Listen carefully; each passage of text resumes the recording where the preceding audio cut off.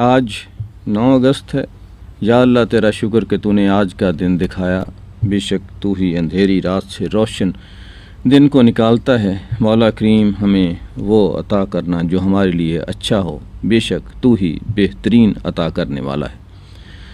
9 اگست 1892 کو Thomas Edison نے اپنا 2 رویا ٹیلی گراف رجسٹرڈ کروایا، پیٹنٹ اپنے نام کروایا۔ ٹیلی گراف جو ہے وہ یونانی لفظ ہے اور یہ 2 لفظوں کا مجموعہ ہے، جیسے ٹیلی جس کا معنی مطلب دور ہے اور گرافین جو ہے اس کا مطلب لکھنا ہے، تو ٹیلی گراف اس سے انگلش کا لفظ بنا جو کہ دراصل ٹیلی گرافین تھا، اور اس کا مطلب جو ہے وہ دور لکھنا یا دور سے لکھنا سمجھا جاتا ہے، بالکل ایسے ہی جیسے آج کل ٹیلی ویژن کا لفظ استعمال کیا جاتا ہے، ٹیلی دور سے اور ویژن دیکھنا، تو ٹیلی ویژن دور دیکھنا کہا جا سکتا ہے۔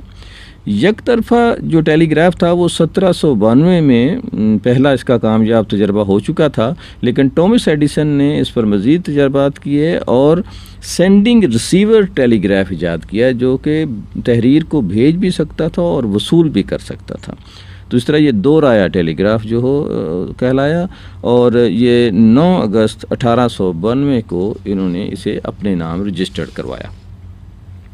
آج 9 اگست جو ہے وہ دنیا کے مقامی لوگوں کا دن کے طور پر بھی منایا جاتا ہے۔ دنیا کی آبادی ادھر سے ادھر جو ہے وہ آتی جاتی رہتی ہے اور اس کی وجوہات بے شمار ہوتی ہیں۔ اس طرح جب وہ آبادی کسی دوسری جگہ شفٹ ہوتی ہے تو وہاں جو مقامی آبادی ہوتے ہیں اسے مقامی آبادی کہا جاتا ہے، جو آنے والے ہوتے ہیں وہ مہاجر کہلاتے ہیں، کچھ آباد کار کہلاتے ہیں۔ اس طرح سے جو مقامی لوگ ہیں وہ ان کے آنے سے متاثر ہوتے ہیں۔ اچھا، اس کی بہت ساری وجوہات پیچھے اگر دیکھیں تو آپ کو نظر آئیں گی، جیسے برٹش نے امریکہ پہ قبضہ کیا تو وہاں کے جو ریڈ انڈین تھے وہ اس سے متاثر ہوئے، آج تک متاثر ہو رہے ہیں۔ اس طرح سے مختلف وجوہات ہوتی ہیں جس کی وجہ سے ایک آبادی ہجرت کر کے جنگ ہوتی، جیسے افغانستان میں جنگ ہوئی تو وہاں سے مہاجر پاکستان میں آئے، اور 1947 ہوئی تو پھر ادھر سے لوگ ادھر آتے ہیں، وہ تو خیر اپنے ہی لوگ تھے، پاکستانی تھے جو بہت بڑی تعداد میں یہاں آ کر آباد ہوئے۔ اور یہ دن جو ہے وہ اس لیے منایا جاتا ہے کہ جو مقامی لوگ ہوتے ہیں ان کے حقوق کا تحفظ کیا جائے۔ لیکن اگر ہم کوئی 1400 سال پیچھے جائیں تو ایک آبادی جو ہے وہ مکہ سے ہجرت کرتی ہے اور مدینہ جاتی ہے، لیکن وہاں یہ جو مہاجر اور مقامی لوگ ہیں جنہیں مقامی لوگوں کو انصار کہا گیا، وہ ان کا جو رشتہ ہے اس کی مثال دنیا کی کسی قوم میں، کسی زبان میں، کسی خطے میں نظر نہیں آتی ہے، کہ انہوں نے وہاں بھائی چارے کا جو مظاہرہ کیا اور جو مثالیں وہاں دیکھنے میں نظر آئیں وہ قیامت تک آنے والے لوگوں کے لیے قابل تقلید رہیں گی، اور کہ انہوں نے اپنی ہر چیز کو مہاجرین کے لیے بانٹ دیا، اور اسی طرح مہاجرین نے بھی ان پر بوجھ بننا پسند نہیں کیا، بلکہ انہوں نے کہا کہ ہمیں بازار کا رستہ دکھایا جائے۔ مدینہ کے لوگ ایگریکلچر اور اس طرح کے کام کرنے کے لیے معروف تھے، اور مکہ کے لوگ جو تھے وہ بزنس مین تھے یا تجارت پیشہ تھے، تو انہوں نے کہا کہ ہم آپ پر بوجھ نہیں بنیں گے، ہمیں بازار کا رستہ دکھائیں تاکہ ہم اپنی تجارت جو ہے اس کو شروع کریں اور وہاں جائیں۔ تو آج 9 اگست دنیا کے مقامی لوگوں کا دن، لیکن آج ہی انصار و مہاجرین کو بھی اگر یاد کیا جائے، ان کی مثالوں کو سامنے رکھا جائے، تو میرے خیال میں بہت ساری چیزیں سمجھنے میں اور خاص طور پر اسلام کی جو تعلیم ہے اس کو سمجھنے میں ہمیں مدد مل سکتی ہے۔ آج 9 اگست ایک بہت ہی معروف شاعر محمود درویش کا یوم وفات ہے۔ 9 اگست 2008 کو انہوں نے وفات پائی، اور فلسطین کے مشہور شاعر تھے جنہوں نے اپنی شاعری کو فلسطینی مسئلے کو اجاگر کرنے کے لیے استعمال کیا۔ محمود درویش پورے مشرق وسطیٰ میں مشہور تھے اور انہیں فلسطین کا قومی شاعر سمجھا جاتا تھا۔ انہوں نے فلسطینیوں کو اپنی ریاست کے خواب کے روپ میں بیان کیا، اور سن 1988 میں فلسطینی آزادی کے اعلان کو ممکن بنانے کے ساتھ ساتھ فلسطینی قوم کی شناخت کو اجاگر کرنے میں مدد دی اور بہت ہی اہم کردار ادا کیا۔ محمود درویش نے ایک مزاحمتی شاعر کی حیثیت سے اپنے ادبی کردار کا آغاز کیا اور بعد میں فلسطینی ضمیر کی آواز بن گئے۔ محمود درویش کی شاعری اگر دیکھا جائے تو انہوں نے جو فلسطینی مسئلہ تھا اس کو دنیا بھر میں انٹروڈیوس کرانے میں، روشناس کرانے میں جو کام کیا تو وہ شاید کسی اور شاعر نے نہیں کیا ہوگا۔ ان کی جو زبانیں تھیں، جو مختلف دنیا کی زبانیں ہیں، اردو سمیت ان کی کتابوں کے ترجمے ہو چکے ہیں اور انہیں بے حد پذیرا۔ پاکستان میں بھی وہ بہت ہی معروف اور مقبول رہے، ادبی حلقوں میں ان کا ذکر اکثر سننے میں ملتا ہے۔ ان کی کتابوں کے ترجمے اگر مختلف جگہوں پہ دیکھیں تو اردو میں بھی آپ کو مل جاتے ہیں۔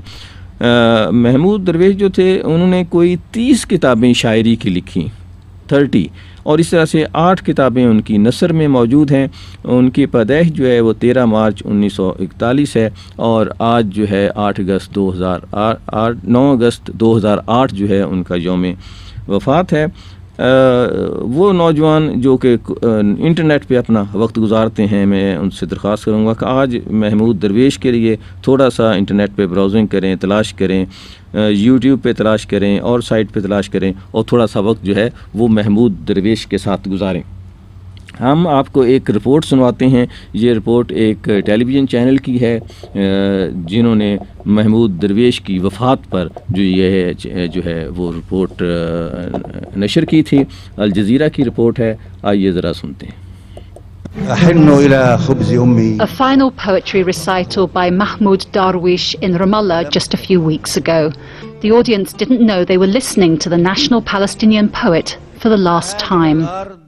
This appearance was to mark the 60th anniversary of the Nakba, when half the Arab population of Palestine were driven from their homes by the creation of the State of Israel. The themes of loss and dispossession haunt the poetry of Mahmoud Darwish. As a child, he and his family were forced to flee their village near the port of Haifa. Later, they were able to return and live in the area. Darwish published his first work in 1960, and it had an immediate emotional effect on Palestinians, whether living in their homeland or in exile. His writing evoked the pain of being displaced, but also the struggle for the birth of a Palestinian state. We lost a great poet, a great leader, a thoughtful man, filled with love and true feeling to Palestine. His passing made the front page of newspapers all over the Arab world. Palestinians in the West Bank and Gaza Strip expressed strong personal feelings of loss upon hearing the news. All the Palestinian people hold a lot of respect and appreciation for this great poet. He conveyed his message about Palestine to the whole world. We as Palestinian people deserve life, deserve independence, and we deserve freedom. He struggled for Palestine in his own way, through his poems. As a published writer, Darwish enjoyed the kind of success that most other contemporary poets can only dream of. Each new collection of his poems would attract great interest, and his work has been translated into English, French, and many other languages. Mahmoud Darwish we read Mahmoud Darwish when he was students, we read it when he was in university, we read it until now. My father read Mahmoud Darwish, my grandfather read for Mahmoud Darwish. So I think all the Palestinian, Mahmoud Darwish was something in the memory of us. Darwish's final works are imbued with a gloomy assessment of the world he would leave behind. He saw death coming, and yet still he clung to life. To life I say go slow, wait for me until the drunkenness dries in my glass. I have no role in what I was or who I will be. It is chance, and chance has no name. یہ تھی G report جو کہ Al Jazeera channel نے اس وقت نشر کی تھی جب محمود درویش کی وفات ہوئی، اور اس کے ساتھ ہی آج کا پروگرام آج ختم ہوتا ہے۔